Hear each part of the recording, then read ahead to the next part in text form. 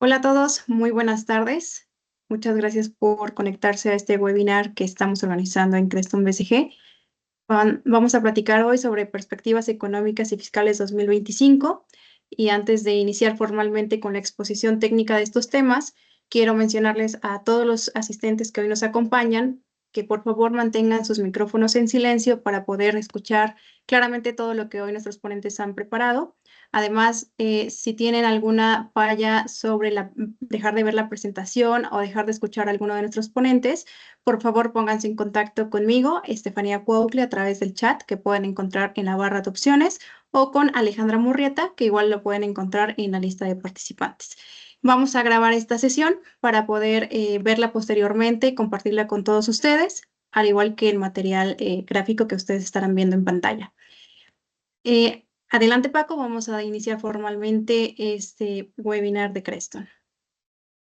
Muy bien, gracias Fanny, bienvenidos a todos, bienvenidos también a los ponentes, mis socios, y vamos a arrancar.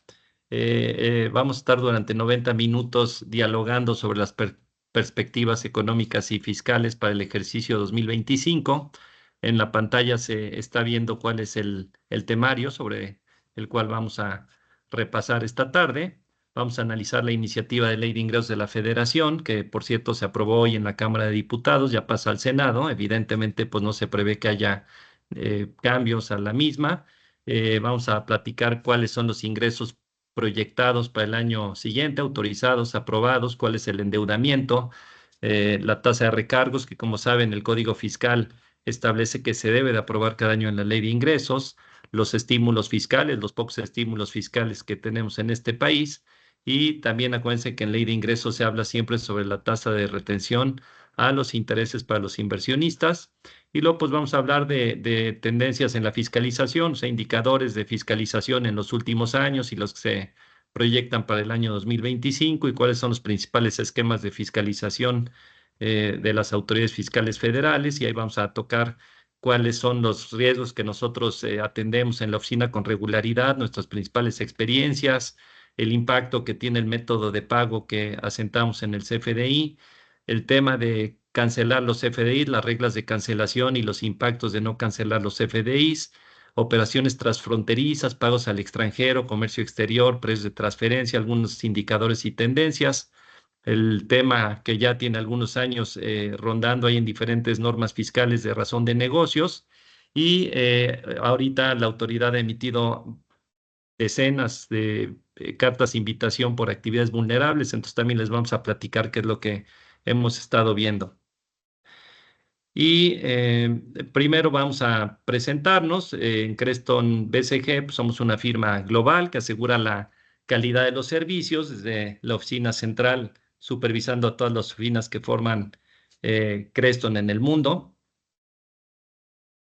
Está Creston en 115 países. Creston se funda hace más de 50 años, en 1971. Tiene más de 27,000 colaboradores, más de 800 oficinas. Y dentro de las firmas de consultoría, medido en ingresos, Creston es la firma número 14 en el mundo, con ingresos de casi 3 billones de dólares. Tenemos en México 9 oficinas, tenemos más de 400 consultores que estamos listos para atenderlos, 20 socios que dirigen las operaciones de Creston y tenemos casi ya 30 años de estar en el mercado mexicano. Y pues tenemos clientes pues, de muchos sectores. Pusimos aquí una lámina que explica los principales, por ejemplo, sector automotriz en las oficinas del centro de México, sector de bienes raíces en las oficinas del norte de México, y así tenemos diferentes clientes. Atendemos, por supuesto, clientes con inversión extranjera y proyectamos en la lámina donde están las casas matrices de algunos de nuestros clientes. Como se puede ver, atendemos clientes afortunadamente de casi todos los países desarrollados. Y bueno, pues arrancando ya con la iniciativa de ley de ingresos, que repito, fue aprobada ya hoy en la Cámara de Diputados, pasa al Senado, pues se proyectan ingresos para 2025. Estas cifras están en miles de pesos, es decir, hay que leerlo en billones de pesos. Se proyectan ingresos de 9.3 billones, quizá eso no diga mucho esta cifra, a menos que se le compare con el año anterior, donde se proyectaron ingresos de de 9,66 billones de pesos. Hay un crecimiento ahí poquito menos del 3% en los ingresos esperados, porque pues básicamente se baja los ingresos por financiamiento, se pretende endeudar un poco menos al país. La inflación va a ser como del 3 punto y algo por ciento, entonces estos ingresos crecen menos que la inflación. No pusimos todos los ingresos que se esperan, solo los principales, como cada año el ingreso principal de este país es el impuesto sobre la renta, con 2,8 billones de pesos, seguido casi siempre como a la mitad por el impuesto al valor agregado, 1,4 billones, y después ya vienen el IEPS y el Seguro Social con las cifras que se muestran aquí en la pantalla. En la última línea pusimos los ingresos por financiamiento. El gobierno había dicho que no iba a haber un endeudamiento. Pues ustedes vean ahí en 2024 lo que se aprueba, un monto elevadísimo de endeudamiento. Y aunque este año se pretende bajar el monto de los financiamientos con relación al Producto Interno Bruto, pues todavía son 1,2 billones de pesos de déficit que se tiene que cubrir con financiamiento. Es decir, hay más gastos que ingresos por 1,2 billones de pesos.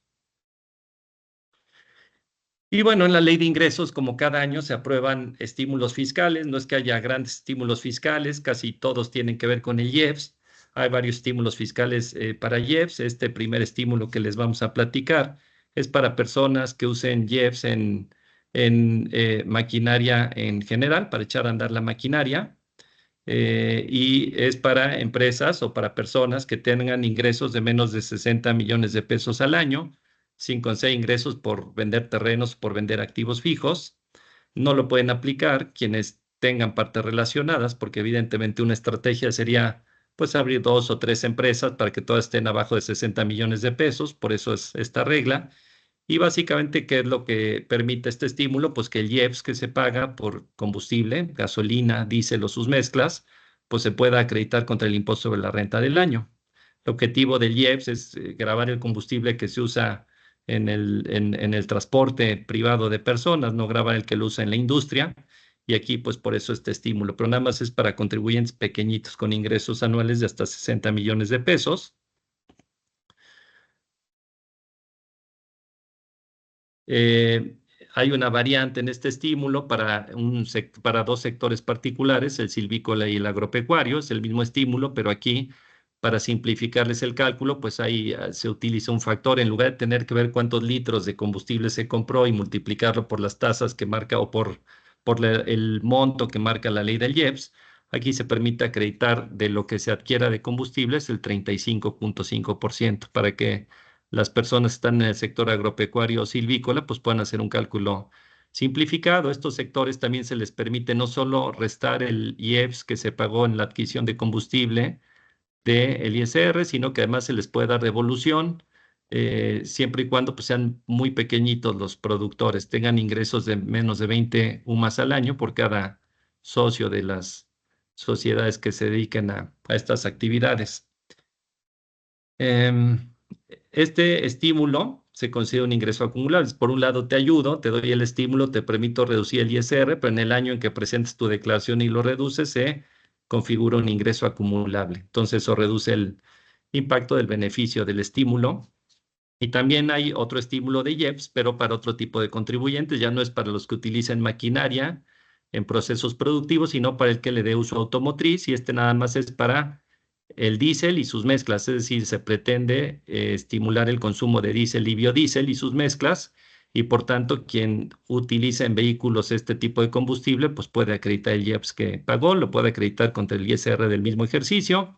Simplemente hay que, para efectos de control, pues se tiene que pagar con medios electrónicos la adquisición de combustible.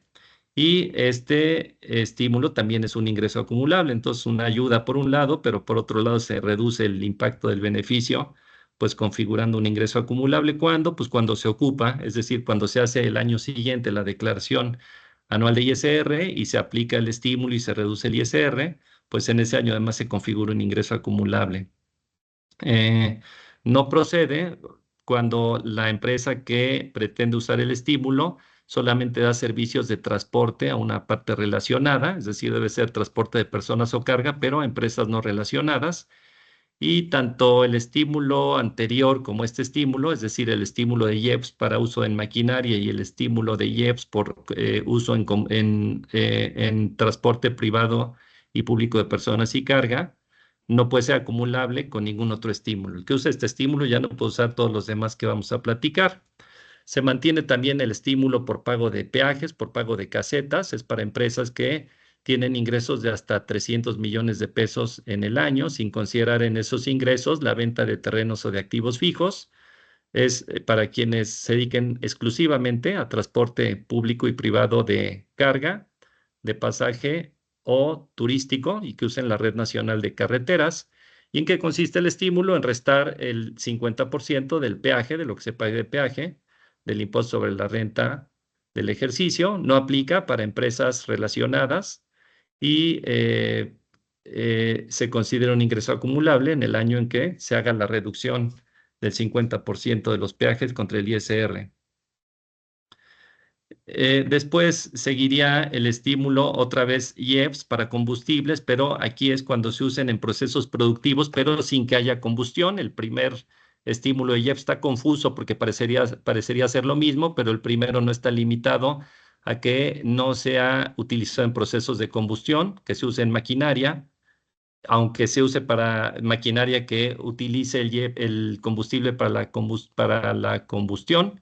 Aquí el límite es que se puede acreditar el IEPS, que se pague por adquirir combustible siempre y cuando no se utilice en máquinas que lucen o tengan un proceso de combustión, quiero decir. Es decir, que no contaminen. Y el estímulo es acreditar el IEPS contra el impuesto sobre la renta del mismo ejercicio y lo mismo cuando se haga esto se convierte en un ingreso acumulable. Después un estímulo para pequeños mineros que en ingresos de menos de 50 millones de pesos en el ejercicio y permite que el derecho que pagan, se llama derecho especial sobre minería, pues que lo puedan acreditar contra el impuesto sobre la renta. Lo mismo, esto se convierte en un ingreso acumulable. Y también se renueva este estímulo para los que vendan libros, periódicos y revistas, una deducción ciega, básicamente, que equivale al 8% del costo de los libros, periódicos y revistas. Y es para pequeños distribuidores que tengan ingresos anuales de hasta 6 millones de pesos. Es el único estímulo fiscal que cuando se utiliza no constituye un ingreso acumulable. Y acuérdense que cuando se utilizan estímulos, el artículo 25 del Código Fiscal de la Federación dice que se debe presentar un aviso. Pasando a otro tema, la ley de ingresos establece la retención que se hace de ISR por los intereses que paguen las instituciones del sistema financiero.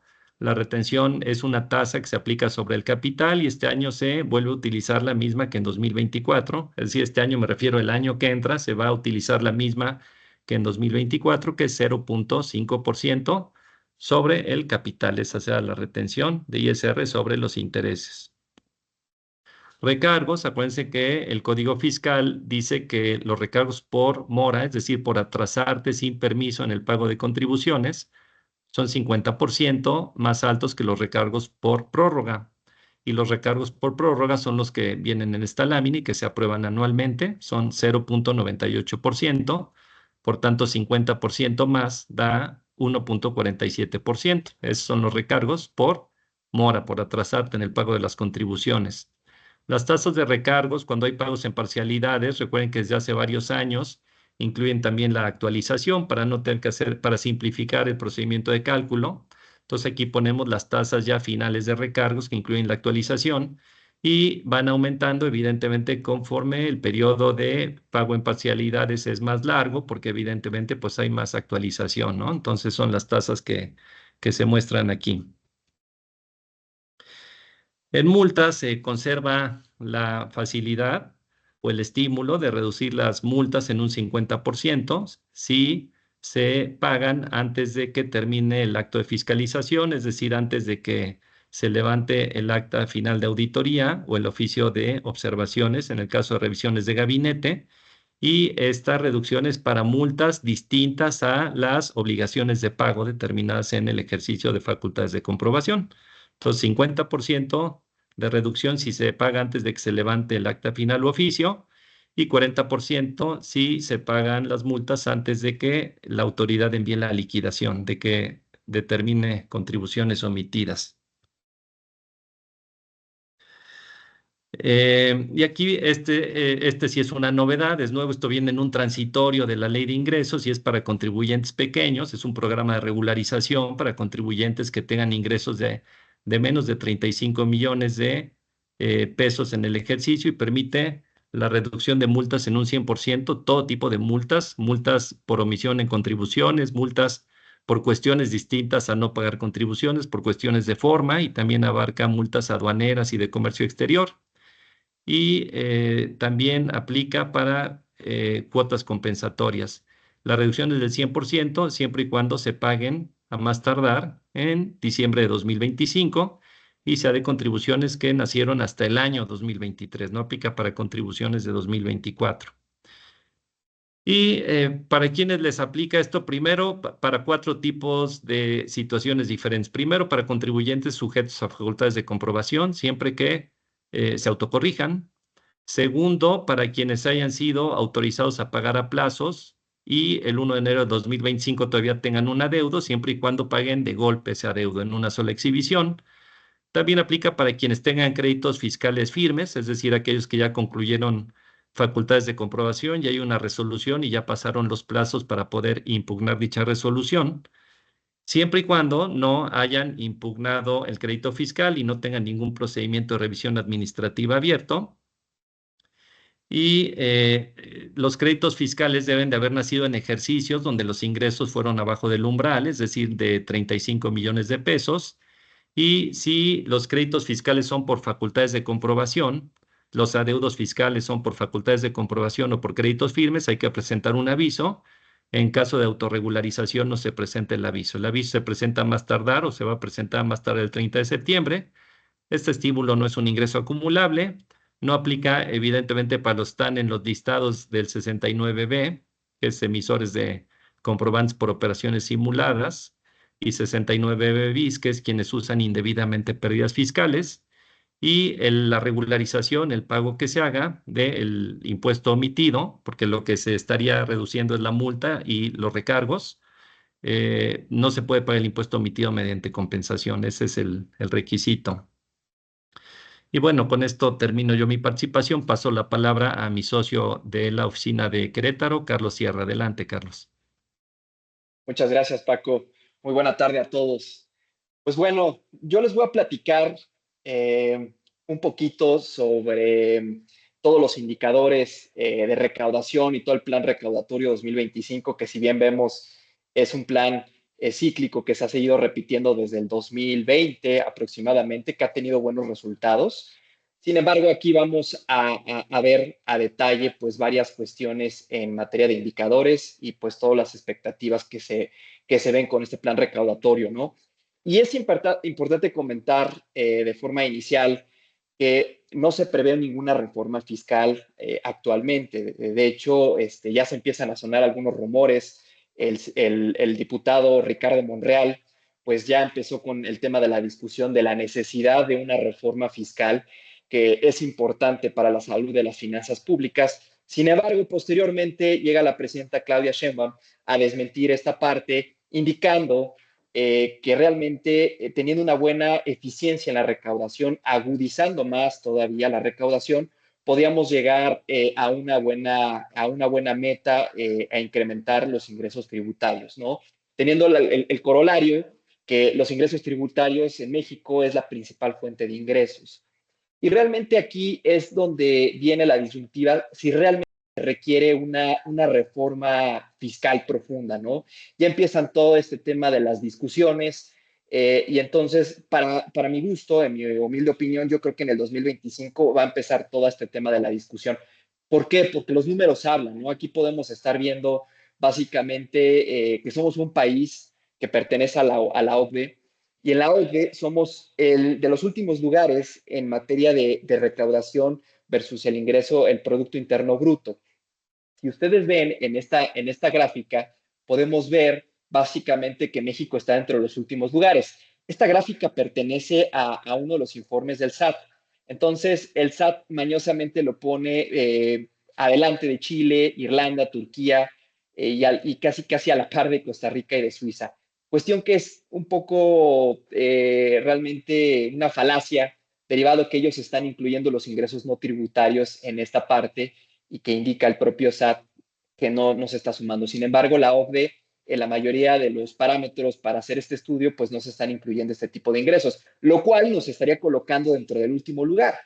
Y si nosotros analizamos, porque este es un estudio que hizo la OCDE en 2022, actualmente tenemos una cifra menor que va del 14.2 al 14.5 del Producto Interno Bruto en materia de ingresos tributarios, lo cual pues realmente si nosotros partimos de los parámetros que nos marca la OCDE, en América Latina está en el 21.7 el promedio y realmente nos hacen falta ahí 7.5% para llegar a la media de los países de América Latina y todavía más a la media de todos los países integrantes de la OCDE, pues es 34.1. Entonces nos hacen falta cercanamente 20 puntos porcentuales. Entonces es muchos ingresos tributarios que todavía nos hacen falta. Entonces se tiene que hacer algo. Aquí a final de cuentas, también comenta la propia autoridad, el propio SAT en su análisis, pues que este dato no es descriptivo y no va a poder servir para saber si se requiere una reforma fiscal o no. Pero evidentemente, viendo todo este panorama numérico, como están hablando los números, y sobre todo teniendo un déficit fiscal del 4.9 en este paquete económico, y con unas expectativas de crecimiento que realmente no creo que se vayan a cumplir por todo el panorama que tenemos de Estados Unidos y el manejo que está teniendo en esta crisis México, que vamos a empezar a ver cómo se desenvuelve esta negociación de esta expectativa económica de un crecimiento del 2.5 al 3.5, ¿no? Entonces, si no llegamos a esto, pues definitivamente estaríamos confirmando la verdadera necesidad de una reforma fiscal. Adicional, y que traemos ahora sí que una informalidad, de acuerdo a las cifras del INEGI, que representa el 54.4% del total de los empleos, la informalidad en México, y todavía seguimos teniendo, es un dato que realmente no ha cambiado, un 6% del Producto Interno Bruto en evasión fiscal, que realmente empezó muy bien en el 2020 con la reforma, a generar medidas de percepción con la reforma penal fiscal. Sin embargo, no le dieron la continuidad adecuada, mecanismos como el 69B ya han quedado en desuso. Entonces, realmente esta mecánica, pues sí se tiene que ver la necesidad de una reforma fiscal, ¿no? Y bueno, posteriormente vamos a estar analizando la parte de la evolución de la recaudación fiscal, de cómo ha sido. Si bien, como podemos visualizar en esta gráfica, pues ha tenido desde el 2018 al 2024, incluso antes, podemos decir que ha tenido una buena evolución la recaudación. Y la evolución de la recaudación, lo mejor es que ha sido muy eficiente a un costo muy bajo, que posteriormente lo vamos a ver. Pero esta recaudación del 2018 al 2024 estamos manejando que ha tenido un crecimiento neto real del 17.9%. Entonces, realmente es algo que ha hecho bien el SAT, pero vamos a estar de cierta forma limitados, porque este tipo de recaudación siempre van dirigido hacia cierto sector de contribuyentes, los contribuyentes cautivos, grandes contribuyentes y el mismo padrón de contribuyentes con ciertas actividades que dejan más recaudación. Entonces, va a estar limitado. Vamos a llegar a un punto en donde ya no se va a poder estar recaudando más en ese sentido y bueno, vamos a tener que hacer uso de una nueva reforma fiscal. Bueno, aquí yo les voy a mostrar básicamente la distribución del padrón de recaudación por impuesto.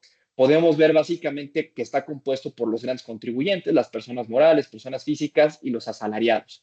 Y aquí vamos a ver quién es la base de la recaudación, que básicamente la base de la recaudación en México son los grandes contribuyentes, ¿no?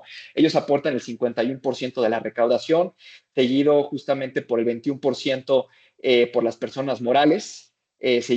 Prácticamente en un pequeño porcentaje vamos a estar teniendo las personas físicas y los asalariados, que los asalariados vamos a tener una cuestión una cuestión correlacionada básicamente con los grandes contribuyentes, las personas morales y personas físicas en proporción, ¿ok?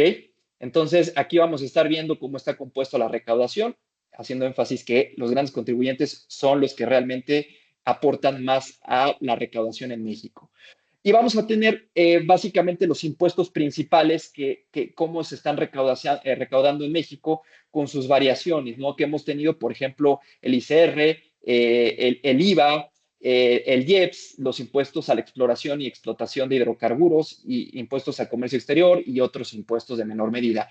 Pero aquí vamos viendo que prácticamente todos, a excepción del ICR y los impuestos de exploración y explotación, de extracción, perdón, de hidrocarburos, van a tener un decremento, ¿no? Esto se debe, pues, obviamente que los ingresos petroleros, pues, van a la baja y han tenido prácticamente un decremento continuo.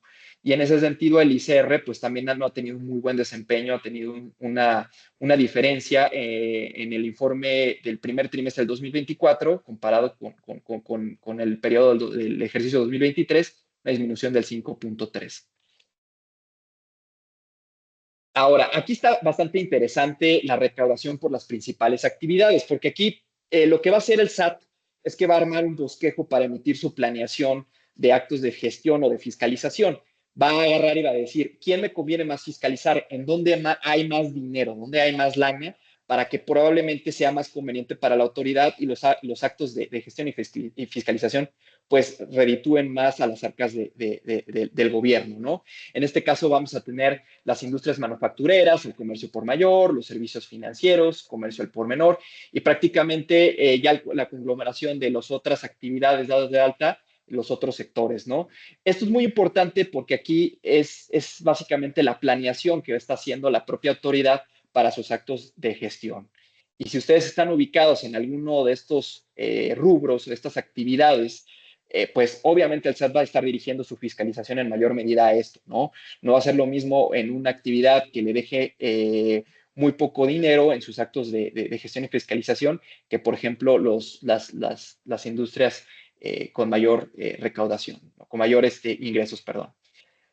Por otra parte, también me gustaría mostrarles la parte de la evolución del costo de la recaudación.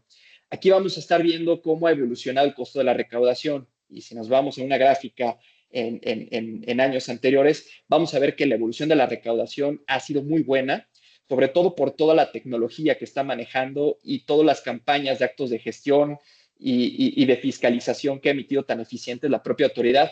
Vemos que les cuesta 24 centavos por cada 100 pesos recaudados. Realmente es una cifra muy, pero muy, muy buena.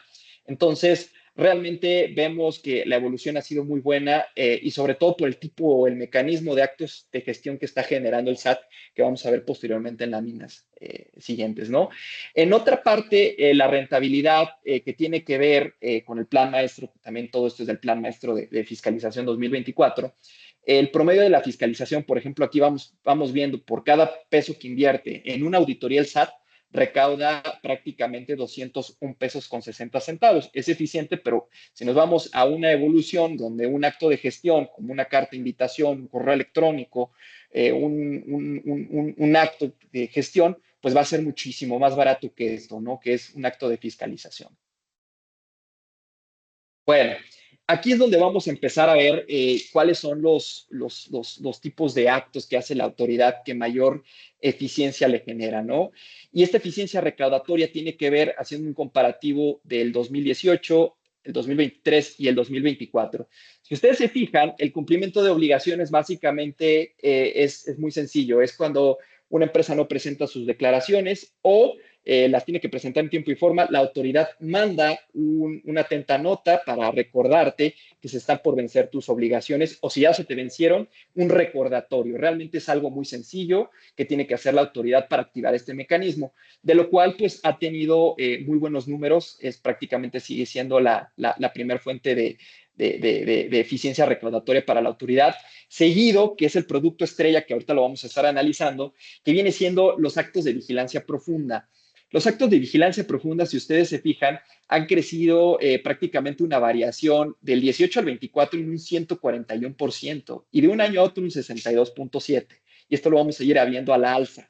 Realmente es un programa muy eficiente porque también trae consigo estas cartas de invitación o estos correos, estos actos que está mandando la propia autoridad, traen consigo posibles medidas como una restricción temporal de sellos si no se contesta de forma adecuada.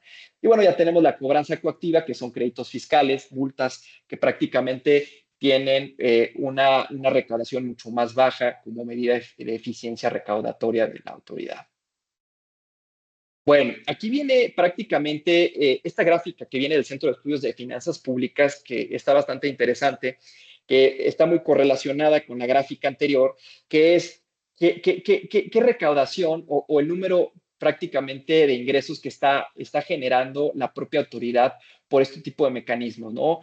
Mensajes al buzón tributario, otros que realmente está manejando la propia autoridad, otros mecanismos que pueden ser llamadas telefónicas, los correos electrónicos, si ustedes se acuerdan, mes con mes la autoridad manda correos electrónicos para recordar el cumplimiento de las obligaciones, o bien también llegan diferencias, ¿no? Estás declarando menos, tus ingresos acumulables y deducciones son diferentes a las que yo tengo como mi visor de la propia autoridad. Entonces, la autoridad hace una atenta nota para verificar toda esta parte, ¿no? Y las estrategias de variaciones, recaudatorias, que son los programas de vigilancia profunda, que si ustedes se fijan, es el programa estrella de la propia autoridad, ¿no? Este programa yo creo que va a seguir creciendo y creciendo y creciendo. El uso ya de las auditorías va a pasar a un escenario secundario todavía porque les cuesta más caro, es más lento, pueden durar un año y esto prácticamente es cuestión de días para que la empresa se autocorrija, ¿no? Ahora, en esta parte vamos a estar viendo todo el modelo recaudatorio, que podemos identificar que es un modelo que ha sido repetitivo desde el 2020 hasta el 2025. Ha sido muy eficiente, yo creo que por eso la autoridad en su plan maestro sigue repitiendo este modelo recaudatorio, que consiste básicamente en cartas de invitación. Las cartas de invitación, como ya les comentaba, pueden provenir de auditoría, pueden provenir de recaudación, pueden provenir de asistencia al contribuyente, de comercio exterior, y estas cartas pues tienen la finalidad de invitar al contribuyente muchas veces de forma presencial para poder mostrarle todas las desviaciones detectadas, que eso es muy importante, que estas cartas de invitación sean contestadas de forma contundente y autocorregirse a la brevedad si es que existen desviaciones. Al igual que los correos electrónicos también están detonando una gran medida por parte de la autoridad, porque están mandando, por ejemplo, manda diferencias de la DIOT de terceros, ¿no? De los clientes, la cual pues desencadena estar verificando si existen desviaciones en nuestra contabilidad para generar una autocorrección, ¿no? Después tenemos el programa de vigilancia profunda, las caídas recaudatorias, y también traemos otro mecanismo que creemos que va a ser bastante importante en próximos ejercicios, tal vez en 2025 sea un escenario bastante interesante para la autoridad para aplicarlo, que básicamente el SAT, las tasas efectivas, el SAT publica de forma anual tasas efectivas o tasas de referencia de acuerdo a las actividades o de diferentes sectores económicos, básicamente con el propósito de estar comparando el desempeño fiscal, ¿no? Y estos porcentajes básicamente van a reflejar la relación del impuesto sobre la renta efectivamente pagado por una empresa o por un contribuyente para que estas tasas sirvan de modelo comparativo si realmente el contribuyente está pagando lo adecuado de acuerdo a su actividad, ¿no? Estas tasas efectivas básicamente van a estar teniendo un monitoreo del cumplimiento fiscal, van a poder estar ayudando a identificar posibles riesgos de auditoría en dado caso si las tasas que están pagando los contribuyentes son menores al compararlas con su actividad, y también pues van a servir como referente para identificar planeaciones fiscales. Si una empresa lleva 3 años, 2 años pagando una tasa realmente más baja de lo que están las tasas efectivas publicadas, pues puede ser una llamada de atención para estas empresas, ¿no? Para auditarlas o para invitarlas a evaluar sus aspectos fiscales de las empresas. Esto inicialmente aplica para los grandes contribuyentes, pero yo creo que también deben de servir de referencia para los demás contribuyentes, para que se estén comparando realmente en este tipo de tasas, ¿no? Ahora, todo esto que les estamos mencionando son facultades de gestión, realmente son invitaciones que hace la autoridad para autocorregirse.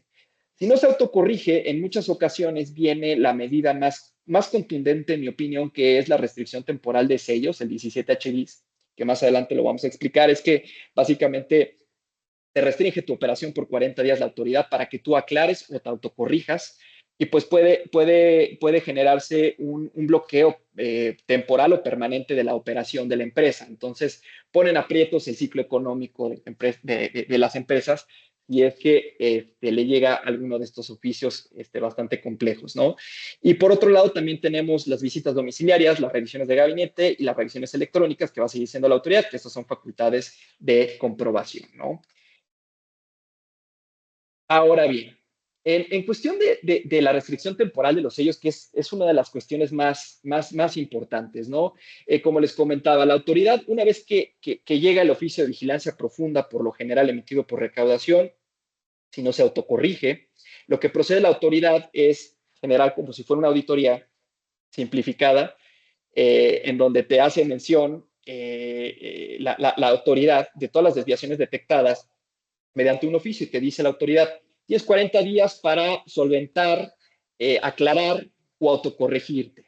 Y en ese inter, pues básicamente van a poder existir un mecanismo de prórroga, te pueden desbloquear el sello siempre y cuando, por lo general, empieces a desvirtuar o autocorregirte. Lo que ocurre es que si no te autocorriges totalmente, de forma contundente, va a aplicar ya una cancelación definitiva del sello digital. Entonces, para mi gusto, es lo más complejo que existe hoy en día fiscalmente como medida, ahora sí que agresiva de la autoridad, ha sido eficiente. Entonces, hay que tener en consideración la ruta, es vigilancia profunda o correos electrónicos no se contestan bien, para llegar a la finalización o a la culminación de una posible restricción temporal de sellos, ¿no? Es muy importante. Y aquí vienen diferentes causales, ¿no? El omitir la presentación de las declaraciones, por ejemplo, si no se presentan las declaraciones de pagos provisionales, la declaración anual, o se omite las declaraciones o enterar los impuestos correspondientes, pues bueno, va a venir una posible restricción de sellos. También si no localizan al contribuyente, inconsistencias en su domicilio fiscal, por ejemplo, si no cumple con el artículo 10 que te dice que sea el asiento principal de la administración del negocio, que tenga los libros corporativos, se lleve la contabilidad, etcétera, etcétera, también es una de las causales para la restricción.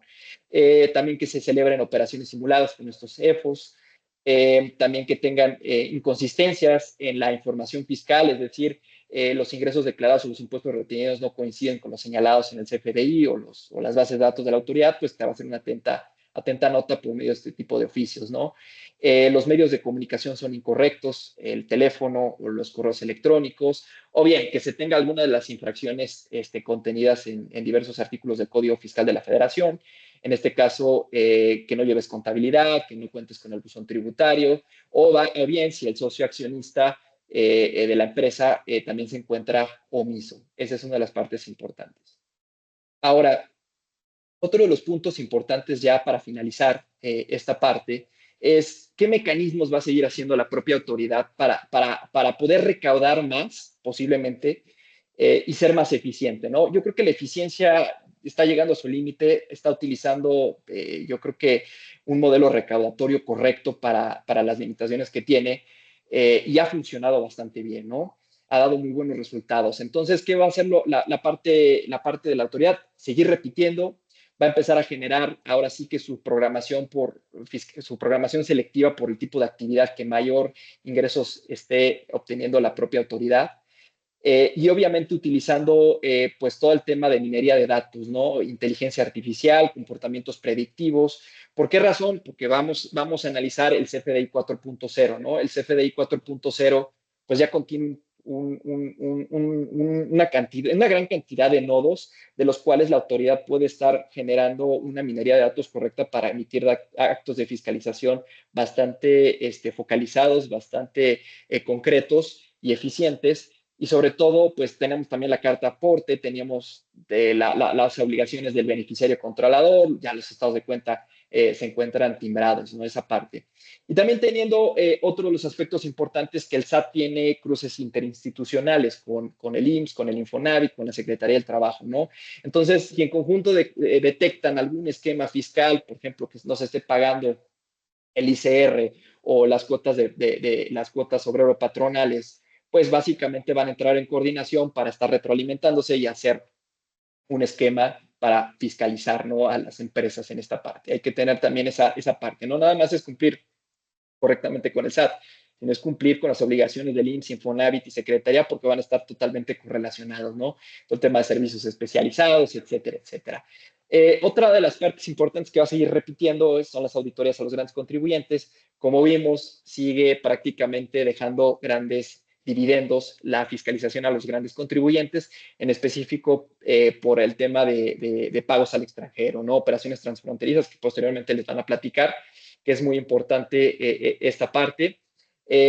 También en diversos foros, Auditoría Fiscal Federal últimamente ha estado comentando, incluso en el Colegio de Contadores Públicos se presentaron ahí altas figuras del SAT, a comentar que ya ha detectado diversos esquemas de defraudación fiscal, ¿no?, que hacen uso a algunos contribuyentes y que ella los tiene bien detectados. Entonces, estos esquemas, pues básicamente, a grosso modo, pues tienen que ver con la parte de no estar enterando las retenciones y pagarlas mediante el subsidio inexistente, ¿no?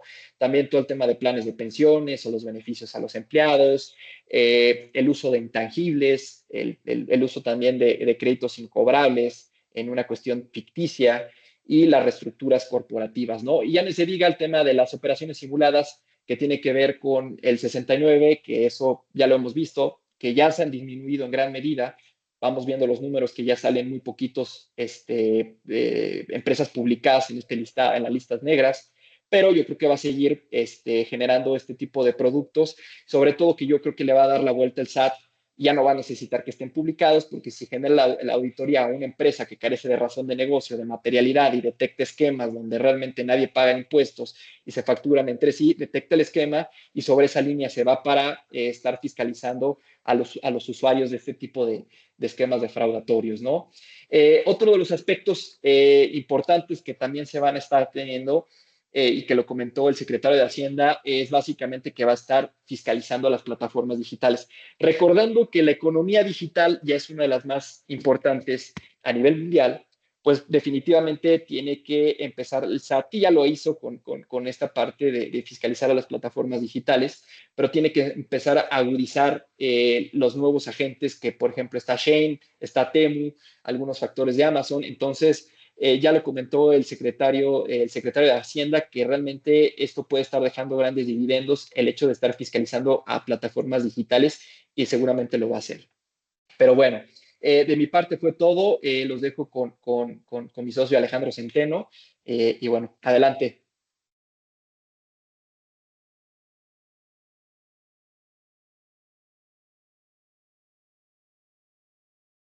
Estás en mute, Alex. Perdón, buenas tardes a todos. Bueno, pues continuando un poco con la misma temática relacionada con la vigilancia profunda, ¿no? Como bien lo comentamos, no es algo nuevo, no es algo que esté iniciando, ¿no? El tema es que ha ido incrementándose y nosotros vemos que en muchos contribuyentes todavía a lo mejor no existe la conciencia de lo que está sucediendo y la forma en la que la autoridad está haciendo la fiscalización, ¿no? Entonces, es importante tomar en cuenta los puntos y seguir trabajando en poderlos minimizar los riesgos y realmente obtener la información y proporcionar la información al SAT de la manera correcta.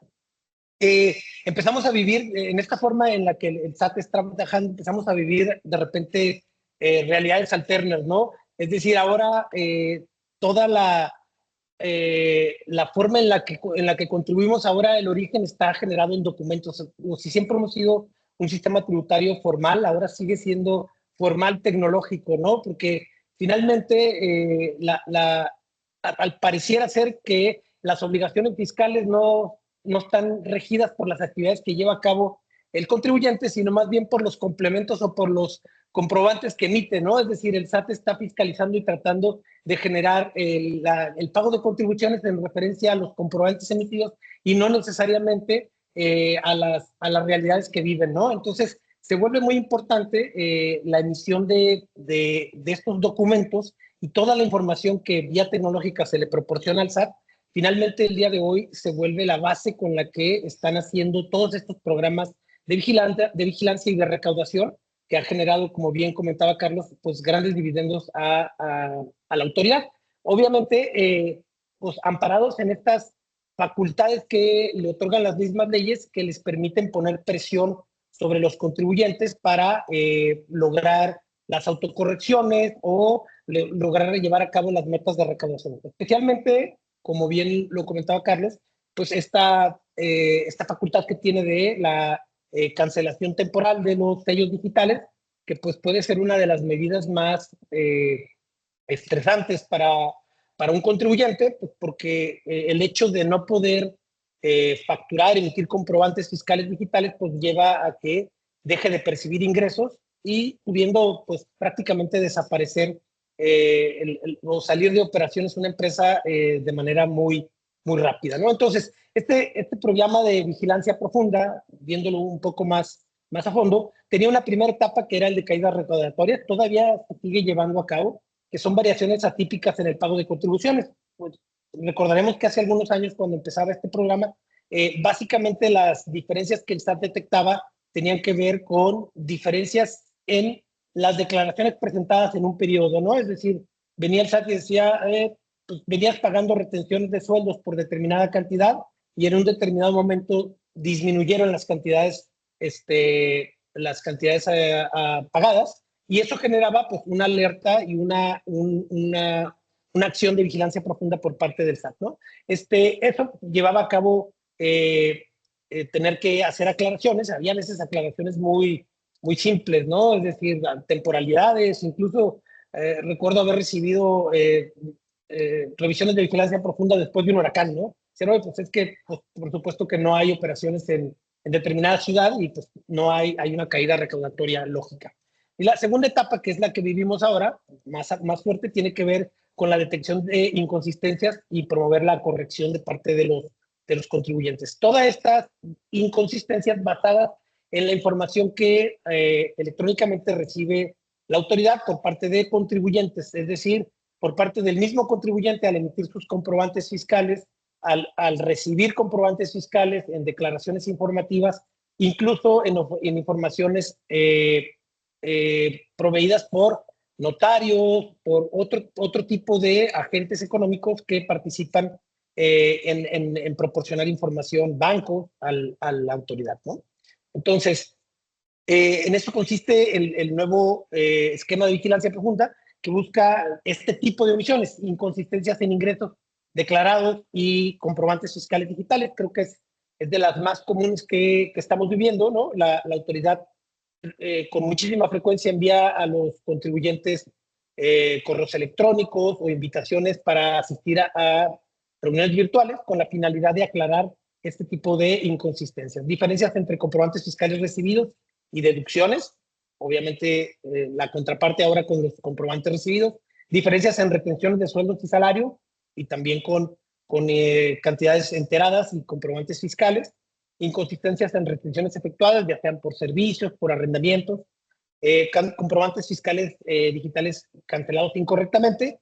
Sucede que las herramientas de repente fallan. A mí me ha tocado ver algunos casos en donde efectivamente se cancelan, pero no tenemos un acuse de cancelación, ¿no? Entonces, ese tipo de cosas quedan en los sistemas abiertos y generan estas molestias por parte de la autoridad.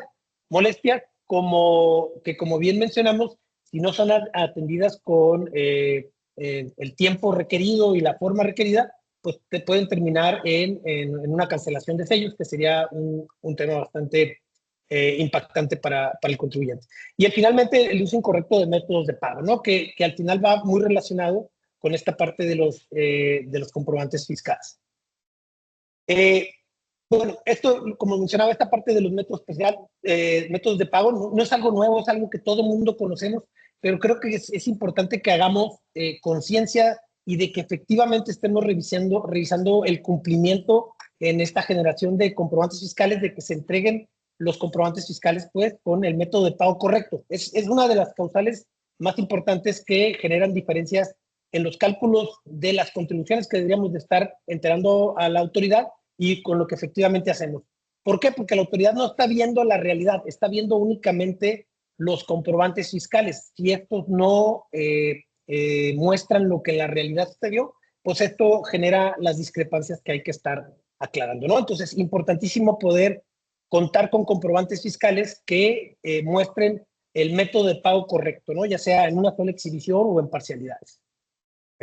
Finalmente, igual, esto como lo comentaba, ya todo lo conocemos, el monto en pago de una sola exhibición se emiten cuando son pagos realizados en una sola transacción o dentro de un mismo mes de la emisión del comprobante, y los de pagos en parcialidades, pues se generan cuando existen más de una exhibición en el pago, ¿no?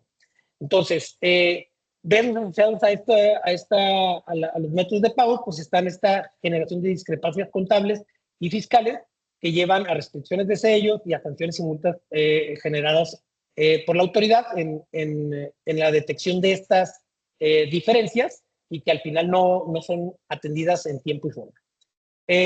¿Cómo pues, minimizamos estos riesgos? Pues básicamente hay que dedicarle mayor capacitación, mayor tiempo a la revisión, verificación constante de la concordancia de los comprobantes fiscales con las declaraciones, implementar sistemas de control interno para emisión de comprobantes fiscales, capacitación continua del personal, auditorías internas periódicas, correcciones proactivas mediante declaraciones complementarias.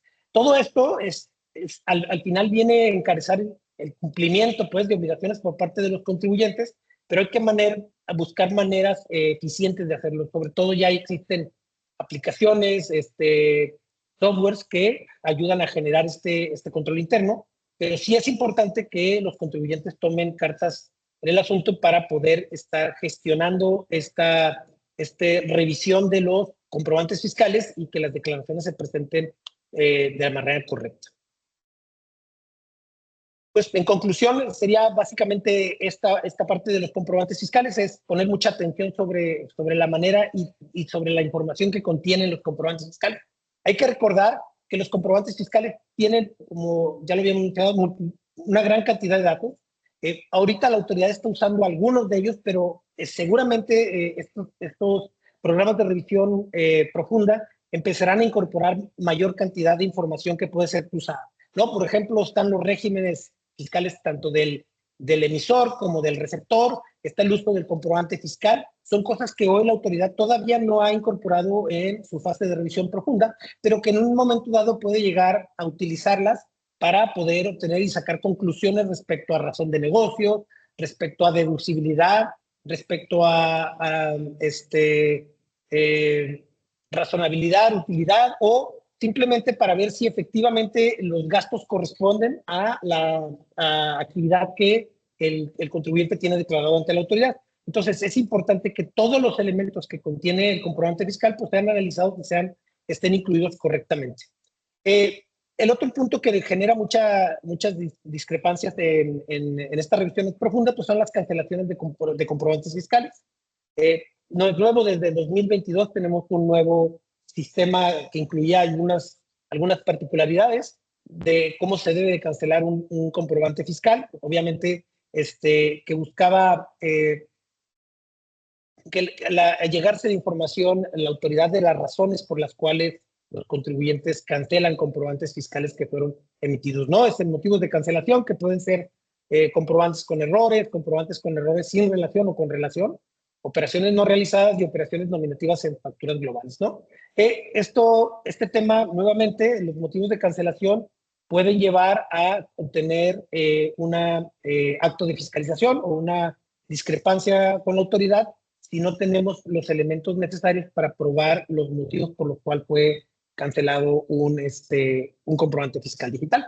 El proceso de cancelación es bastante ya conocido, es algo que hacemos todos los días, que es solicitarlos a través de un portal del SAT, especificar obligatoriamente el motivo por el cual cancelamos, el posible requerimiento de aceptación del receptor, cancelación automática si no hay respuesta, en un plazo de 3 días hábiles, ¿no? Básicamente este proceso ya está muy dominado por todos, pero muchas de las veces no verificamos que efectivamente los comprobantes fiscales hayan quedado cancelados.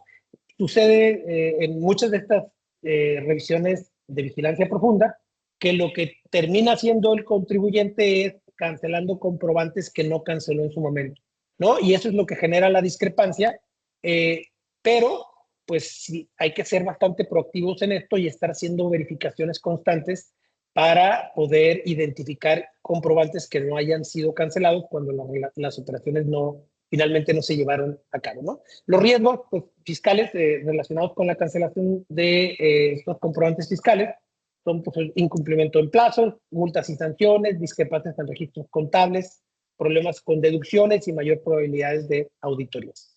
En vigilancia profunda, pues básicamente este programa ya lo vimos que está generando muchísimos beneficios, está generando está generando un impacto importante en los contribuyentes y obviamente en el SAT en la recaudación, pues hay que tener mucho cuidado con las inconsistencias fiscales, en estas discrepancias, el no exponernos al escrutinio de la autoridad y los errores en justificación en la falta de cancelación, ¿no? Básicamente, estas son las consecuencias que ya lo teníamos. Estrategias de mitigación, hay que implementar estos controles, establecer y invertir en aplicaciones que nos permiten generar herramientas tecnológicas. Creo que básicamente son las cosas que yo quería comentarles. Agradezco su atención y va a continuar con ustedes Luis Ávila. Gracias, Alejandro. Muy buenas tardes a todos. Nuevamente agradezco su atención y su presencia en esta plática, en este webinar. En la última parte vamos a platicar sobre las tendencias de fiscalización que hemos estado detectando en los últimos años y en las auditorías que hoy por hoy estamos atendiendo de manera conjunta con nuestros clientes. Escogimos algunos tópicos para comentar que consideramos que son los más relevantes, no sin antes comentar que hemos llegado a conclusiones que la gran mayoría de las auditorías o muchas de ellas, ya sea visitas domiciliarias o revisiones de gabinete, son originadas de alguna manera por una falta de atención a cualquier requerimiento de los programas que tanto Alejandro como Carlos ya nos comentaron. Es muy común que antes de llegar el requerimiento de información o que la autoridad llegue a tocarnos la puerta directamente a nuestro domicilio para el ejercicio de sus facultades de comprobación, precedió una carta de invitación o algún otro requerimiento de los que estábamos comentando.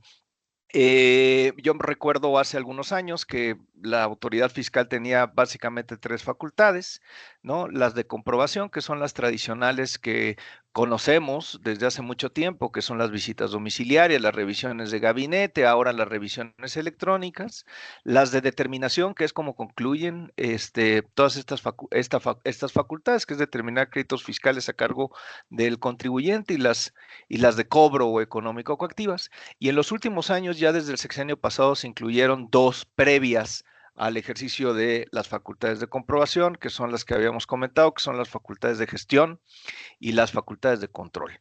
Las facultades de gestión son estos programas como vigilancia profunda, las facultades de control son todo el tema de la cancelación de sellos digitales. Ahora bien, ya cuando estamos ante una facultad de comprobación directa al contribuyente, nos encontramos con o estamos lidiando con 3 niveles de autoridades, dependiendo en donde nos estemos ubicados y el tamaño de contribuyentes que somos, ya sea grandes contribuyentes, las administraciones desconcentradas de auditoría fiscal, que todos las conocemos, y las secretarías de finanzas de los estados en donde estemos ubicados. Cada una de estas autoridades tiene, permítanme la expresión, nichos de fiscalización que nos hemos encontrado, que han sido una constante a lo largo de estos últimos años. Solamente las secretarías de finanzas de los estados son los que podemos encontrar diferencias dependiendo de la entidad federativa, pero hablando del Servicio de Administración Tributaria, tanto las desconcentradas como grandes contribuyentes muestran una tendencia en los requerimientos de información y en las observaciones, y en los hallazgos con los que concluyen sus auditorías, ¿no? Básicamente es lo que estábamos platicando ahorita en la parte de Alejandro, las diferencias entre los FDIs y los ingresos reportados, errores en los registros contables respecto de las deducciones autorizadas y falta de conciliaciones bancarias de los depósitos obtenidos con los registros contables y con los FDIs emitidos. Eso ha sido una gran tendencia en la gran mayoría, yo les diré un alto porcentaje de las auditorías que hemos estado atendiendo a nivel de administración desconcentrada, auditoría fiscal. Son muy escandalosas estas auditorías porque hemos visto que puedan concluir en una duplicidad de ingresos o en presumir que todos los depósitos bancarios del ejercicio son ingresos acumulables o un rechazo completo de las deducciones, y ya utilizando los medios alternativos de solución de controversias que hoy tenemos en la ley, como el acuerdo conclusivo y tener acercamientos con la autoridad, vamos disminuyendo considerablemente el potencial crédito fiscal que, repito, al principio cuando nos llegan las observaciones, pues son muy escandalosos. También coincidimos, tanto en el gremio como con la autoridad fiscal, que yo creo que más del 90% de estas observaciones o potenciales créditos fiscales o créditos fiscales escandalosos provienen de una mala atención de los requerimientos de la autoridad fiscal.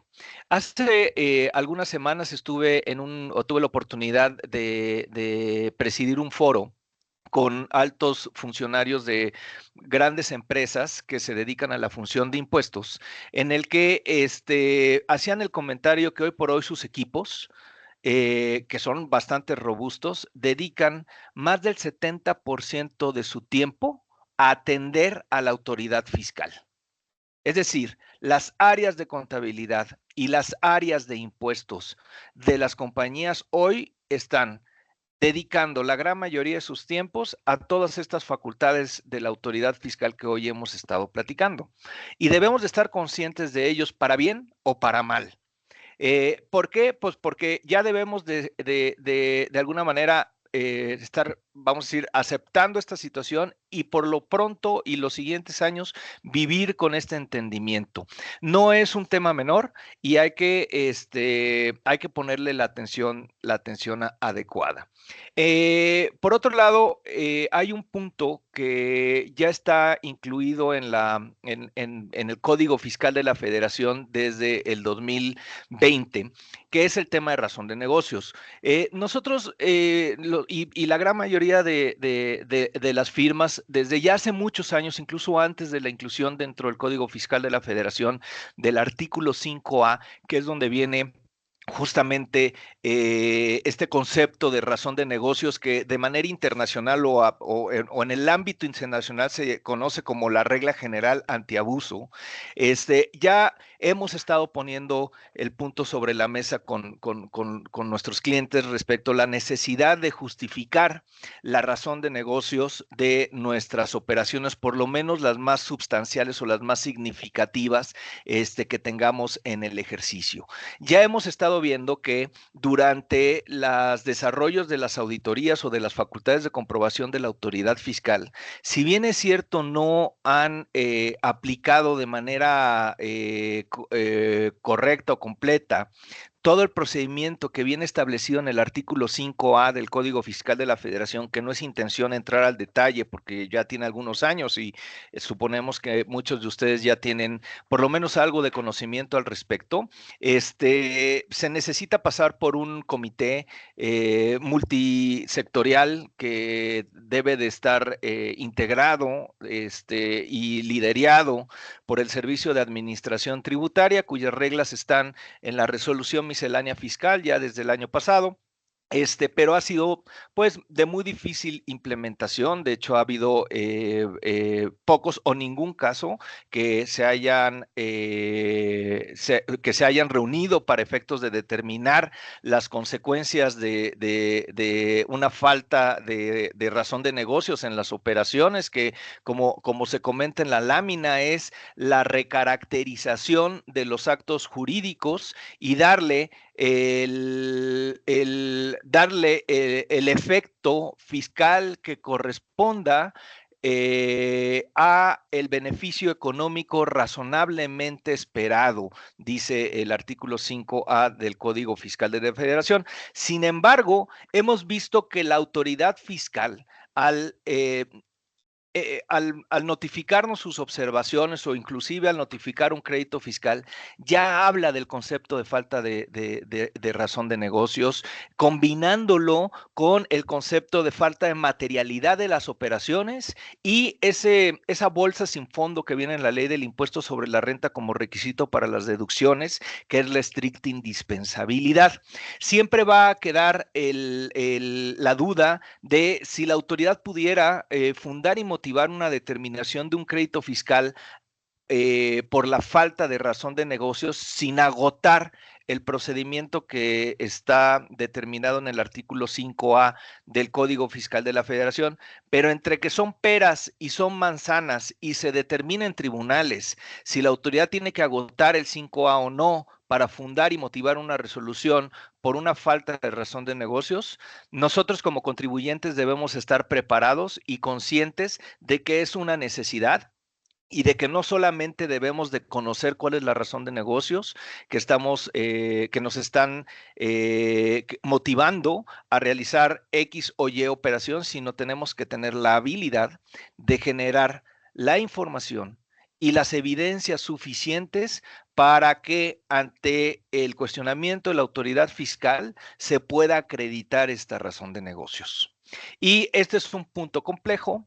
Es un punto que no necesariamente conocemos en las áreas de Contraloría o en las áreas de finanzas de los negocios. ¿Por qué? Porque muchas veces estas decisiones se toman en las áreas operativas, en las áreas comerciales, en la dirección general. Y esta información para generar cuál es la razón por la que estamos realizando X o Y operación se debe de estructurar y formar de una manera multidisciplinaria con varias áreas dentro de la organización que nos puedan dar toda la información necesaria para poderlo acreditar. Como les comenté, tiene la consecuencia de que se pueda recaracterizar las operaciones. En la exposición de motivos del 2020, cuando se incluye dentro del Código Fiscal de la Federación esta disposición, la autoridad fiscal refiere que ya esta cláusula general antiabusos, con sus dos acepciones que existen en el mundo jurídico, pues existe en un catálogo importante de países, tanto en Latinoamérica como en Europa y Norteamérica. No es algo nuevo, ni es algo que nos estemos inventando a nivel nacional. De hecho, la del 2020 fue la tercera intento que se obtuvo para justamente poderlo incluir dentro de nuestra legislación fiscal. Los anteriores no tuvieron éxito porque siempre estuvo la inseguridad respecto a el criterio que pudiera llegar a tener la autoridad respecto de la posibilidad de poder recaracterizar o no una operación por falta de razón de negocios, que para ello se formó este comité que les estoy mencionando y que pues hoy ha sido muy difícil de implementar, pero esto no quiere decir que no vaya a pasar o que vaya a continuar con estas reglas para su aplicación. Por lo pronto, hoy debemos de estar trabajando en la documentación y la identificación de esta razón de negocios, insisto, por lo menos en las operaciones más significativas y materiales que estemos realizando durante el ejercicio.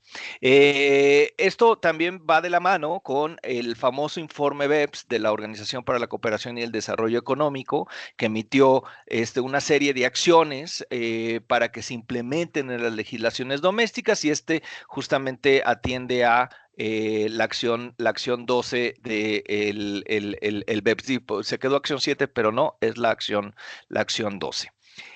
Otro punto importante que hemos estado detectando en las operaciones, y ya pasando al nivel de las operaciones internacionales, que normalmente están auditadas o revisadas por la Administración General de Grandes Contribuyentes y por la AGACE, que es la Administración General de Auditoría, Comercio Exterior, es el tema de pagos al extranjero y algunos trendy topics que hemos identificado que han sido una constante en las auditorías de comercio exterior que vamos a platicar.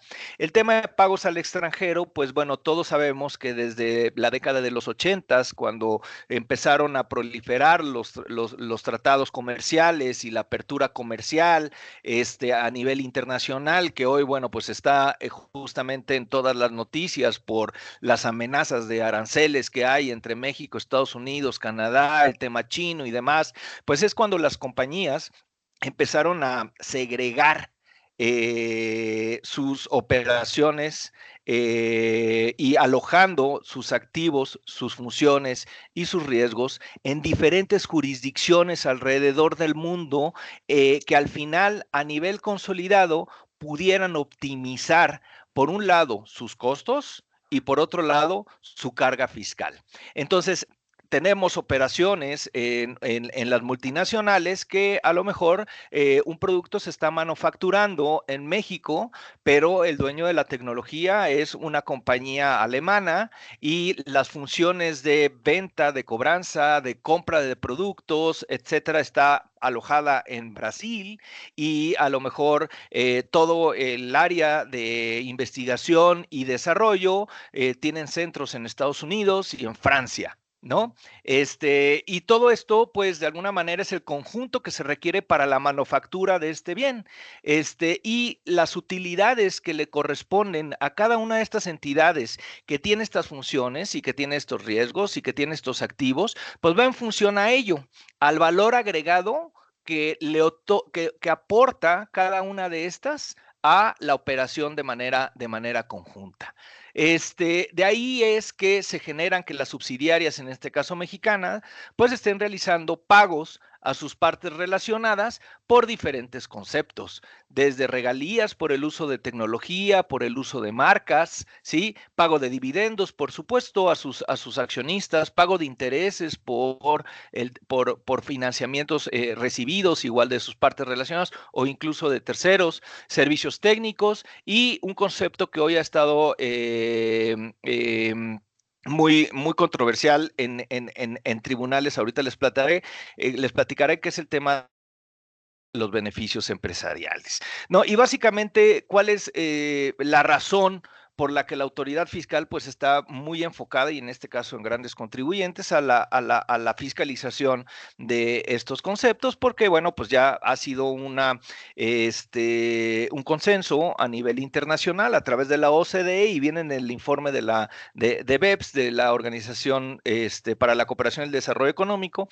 Esta es la manera en la que las multinacionales, de manera legítima o no, han pues llegado a erosionar la base fiscal del impuesto sobre la renta en los países en donde se encuentran operando, y no dejando las utilidades correspondientes para la generación de las contribuciones en estos países.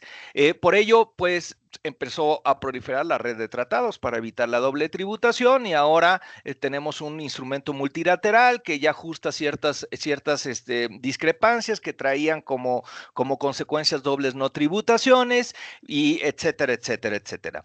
Pero la autoridad fiscal, de manera muy hábil, podría yo decirlo de alguna manera, ha dividido sus observaciones en 3 etapas principalmente, desde mi punto de vista.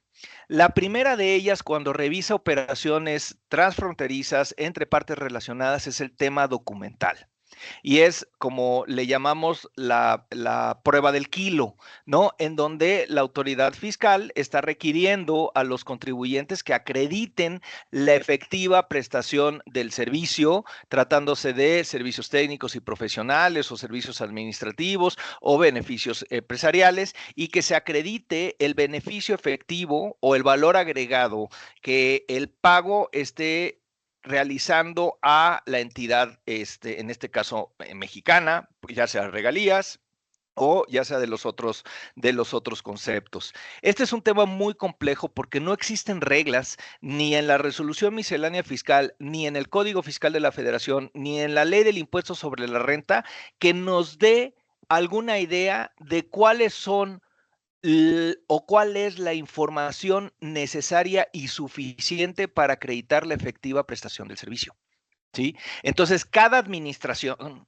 cada administrador, cada equipo de auditoría dentro del SAT tiene su entendimiento de cuándo y hasta cuándo es suficiente para acreditar la efectiva prestación de servicio o la materialidad, que es un concepto que yo creo que ya todos estamos familiarizados. Suponiendo que podemos saltar esta primera etapa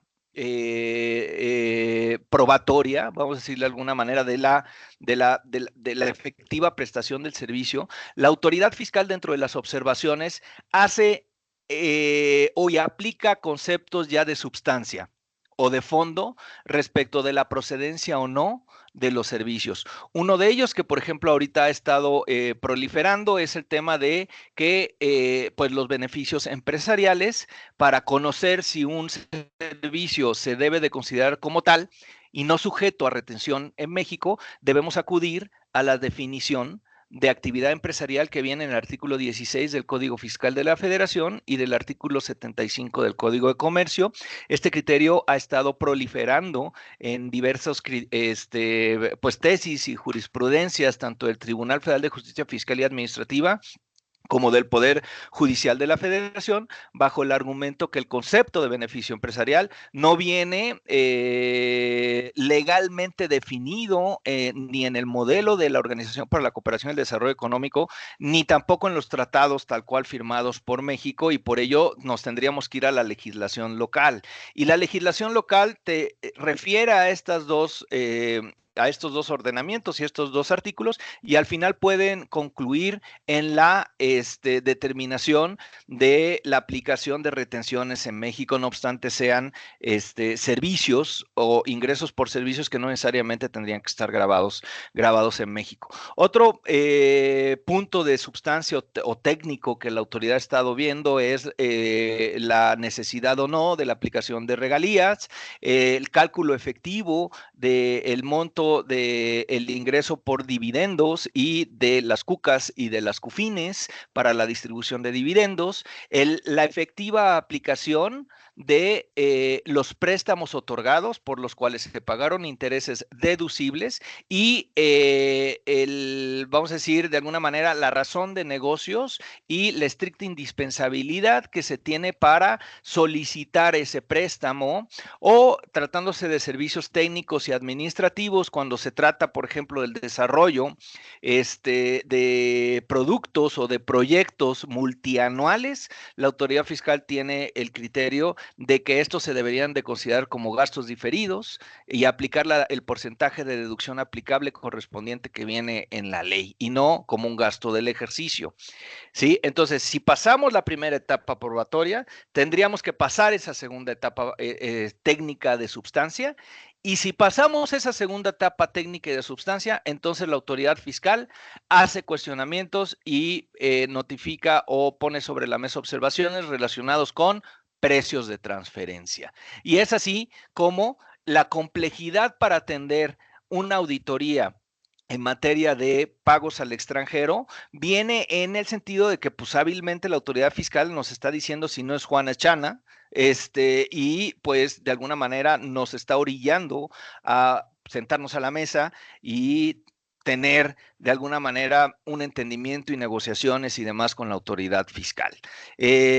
¿es legítimo lo que está haciendo o no es legítimo lo que está haciendo? No lo voy a juzgar en este momento, si quieren lo platicamos en corto, si es que así lo requieren, pero ese es un reto con el que las multinacionales hoy por hoy pues se están de alguna manera enfrentando. De la parte documental, como bien les digo, el tema contractual es un tema muy importante. Normalmente, vamos a decir, en países sajones o del common law, como Estados Unidos, como Reino Unido, o incluso en otros países que aún y cuando tengan nuestra tradición jurídica, pues las formalidades de los contratos no son tan específicas como las tenemos aquí en México, pues normalmente se hacen contratos de adhesión para todas las subsidiarias en el mundo y que no necesariamente están adecuados a los principios técnicos que aquí por lo menos la autoridad fiscal quiere ver. No obstante que hace un mes salió un criterio del Tribunal de Justicia Fiscal y Administrativa en donde señala que no todas las operaciones deben contar con un contrato, ¿no? Y la autoridad fiscal está consciente de ello.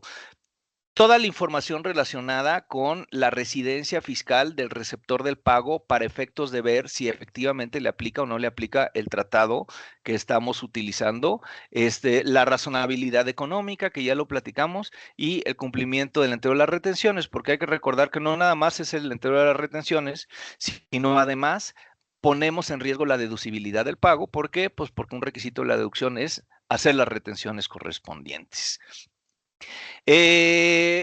Pasando al tema de comercio exterior, hemos visto una posición y una estrategia verdaderamente agresiva a nivel nacional en el tema de comercio exterior. La Administración General de Auditoría de Comercio Exterior ha tomado acciones muy agresivas en los últimos, yo creo que 2 años, para efectos de pues incrementar la recaudación que venían teniendo como área administrativa dentro del Servicio de Administración Tributaria. Y los focos de fiscalización que hemos identificado que más han utilizado han sido el tema del anexo 24. El anexo 24 es una pues normativa que se incluye en las reglas generales de comercio exterior y que establece los requisitos que deben de cumplir las empresas que operan bajo regímenes aduaneros especiales. Y la obligación consiste en mantener un sistema automatizado del control de inventarios de sus operaciones de importaciones temporales.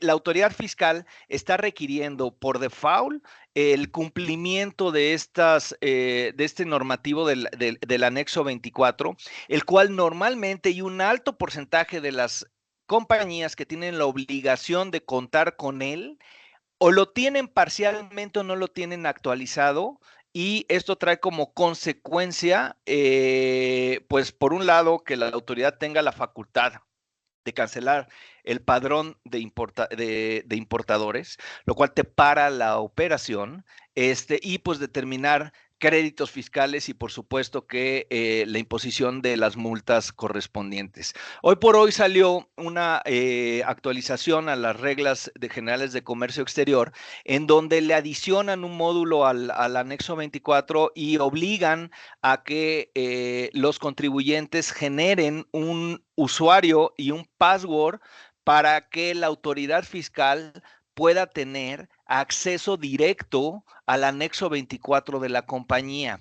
Esto trae como consecuencia que ellos van a poder monitorear en tiempo real los movimientos y cuando ellos quieran, sin el ejercicio de una facultad de comprobación, los movimientos que los contribuyentes estén realizando dentro del anexo 24, lo que nos obliga a que legalmente debemos de estarlo actualizando cada 48 horas, ¿sí? Lo cual operativamente muchas veces es pues imposible o muy difícil de cumplir, y en la práctica así lo hemos estado viendo. Otro tema, por ejemplo, que hemos visto, son unas salvajadas como el hecho de no considerar que existe o que no está completo el anexo 24 de la compañía, y esto trae como consecuencia que todas las importaciones temporales que realiza la compañía en el ejercicio se consideren como ilegales y que se tengan que pagar los impuestos correspondientes de IGI, DTA e IVA. ¿Sí? Y son créditos fiscales millonarios. Y esto por lo menos en las administraciones por acá en el sur del país, hemos detectado que la autoridad está queriendo que se le exhiba información que no necesariamente establece como obligación tener el anexo 24, como por ejemplo la secuencia de las partidas de los pedimentos de importación. Por otro lado, también hemos visto una serie de visitas sobre la legal estancia de activos. Estas visitas sobre legal estancia de activos es una facultad específica que viene en la ley aduanera, respecto de la cual no procede el acuerdo conclusivo ante la PRODECON, lo cual hay que tener muchísimo cuidado al respecto. ¿Por qué? Porque ha habido confusiones y trae de alguna manera consecuencias. También hemos visto que la autoridad aduanera combina las facultades de comprobación. Entonces nos hemos encontrado con PAMAS, auditorías o visitas domiciliarias, cartas de invitación y suspensión de padrón respecto del mismo ejercicio, respecto de los mismos pedimentos de información y al mismo tiempo, lo cual es verdaderamente complejo. Otro tema que hemos estado viendo es la subvaluación de mercancías. La autoridad fiscal determina que no se manifestaron los montos de las partidas incrementables en el valor en aduanas respecto de seguros y de fletes y demás, dependiendo del Incoterm que hayamos utilizado, tanto en el pedimento de importación como en el CFDI. Normalmente o muchas veces no coinciden y entonces eso lo toma la autoridad y dice, me debiste haber considerado dentro del valor en aduanas, el que es la base para la determinación de los impuestos a comercio exterior, todos estos gastos que debiste haber incurrido por el Incoterm en transporte y en seguros y etcétera, etcétera. Y suena muy complicado porque es acreditar un hecho negativo que jurídicamente no debería de poderse acreditar o no se puede acreditar. Entonces es un tema que está aprovechando de alguna manera. También hemos visto que estas auditorías que si bien inician por la GACE, también abarcan impuestos sobre la renta, impuesto al valor agregado. Y concluyen con observaciones referentes a ingresos presuntos, a rechazos de deducciones o a determinación de actos o actividades gravados para IVA y además contribuciones al comercio exterior, cuando durante el desarrollo de la visita no requirieron ni la contabilidad ni la información para acreditar efectivamente el monto de los ingresos y las deducciones. Entonces, también es un tema que pues es una estrategia de fiscalización que trae como consecuencia que se inflen de alguna manera las observaciones y pues el crédito fiscal pareciera muy escandaloso y pues crear cierta ánimo dentro del contribuyente para acercarse y buscar un acuerdo con ellos y una corrección parcial.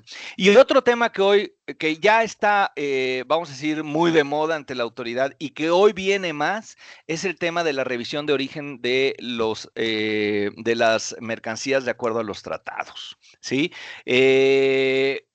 Hoy sabemos que existe una serie de importaciones de artículos y demás en cualquiera de los 3 países de la región del norte que vienen fuera de la región específicamente de China.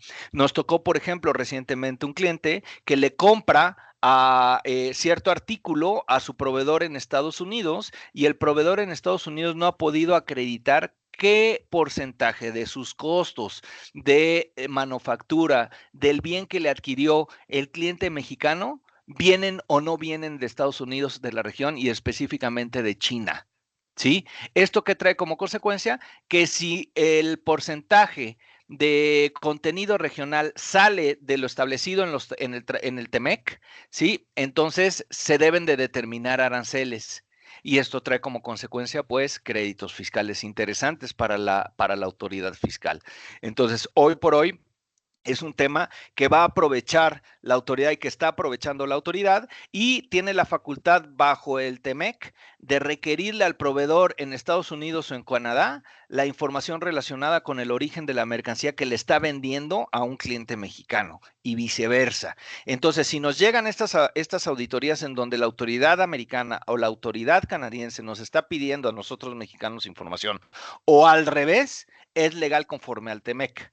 Y hoy por hoy le estamos viendo más que nunca, ¿no?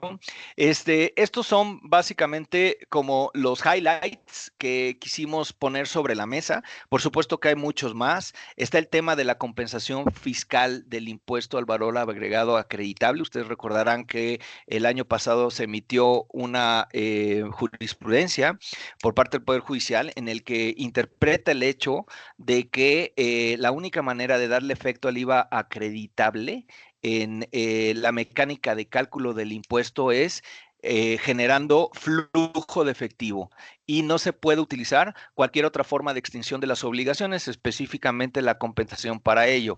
Hoy ya nos estamos encontrando con auditorías que determinan la disminución de saldos a favor o el incremento de base para efectos del IVA, rechazando el acreditamiento del IVA que no tuvo flujo de efectivo. Y lo mismo con devoluciones de saldo a favor, en donde la autoridad no ha visto o no ve este flujo de efectivo. Hablando específicamente de solicitudes de devolución,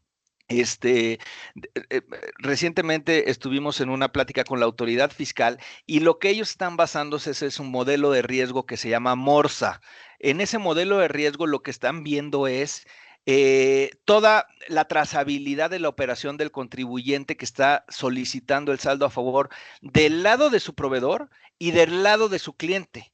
Y está de alguna manera cuadrando la información que genera tanto el proveedor como el cliente como el contribuyente que está solicitando la devolución, para que cuadre toda la información, tanto el IVA recibido como el IVA pagado, y si no cuadra alguien no está diciendo la verdad. Y esto trae como consecuencia el rechazo a la solicitud de devolución, ¿sí? No tenemos la obligación, ni el derecho, ni la posibilidad de saber qué está haciendo nuestro cliente ni nuestro proveedor, pero para la autoridad fiscal así es, y así lo va a hacer, y así lo seguirá haciendo. Pues muchísimas gracias. Por mi parte es todo. Ha sido un gusto platicar con ustedes, espero verlos pronto. Gracias, Luis. Pues muchas gracias a todos los asistentes. Como podrán ver, no hay cambios fiscales, más bien el objetivo fue platicar qué es lo que observamos en nuestra experiencia profesional en los actos de fiscalización y de gestión por parte de las autoridades. Nosotros recomendamos desde luego que se acerquen con nosotros para efectos de revisar cómo están documentando sus operaciones, y cuando hay algún acto de gestión o fiscalización, pues también nosotros podemos ayudarlos con la experiencia que tenemos de haber atendido ya muchos de estos. Como se dijo durante la plática, de cada 10 actos de fiscalización, pues 9 no terminan bien porque no se tiene la experiencia en cómo atenderlos. Así que pues es un tema importante. La autoridad está haciendo grandes esfuerzos de fiscalización, necesitan recaudar más, y pues los contribuyentes tendrán que seguir soportando estos actos de molestia. Así que estamos a sus órdenes, un gusto haberlos tenido con nosotros. Agradezco a los expositores, Luis de la Oficina de Puebla, Carlos Sierra de la Oficina de Querétaro y Alejandro Centeno de la Oficina de La Paz, Baja California. Yo soy Francisco Bracamonte. Gracias, Fanny, por tu ayuda para organizar esta charla. Un gusto y buenas tardes a todos. Hasta luego.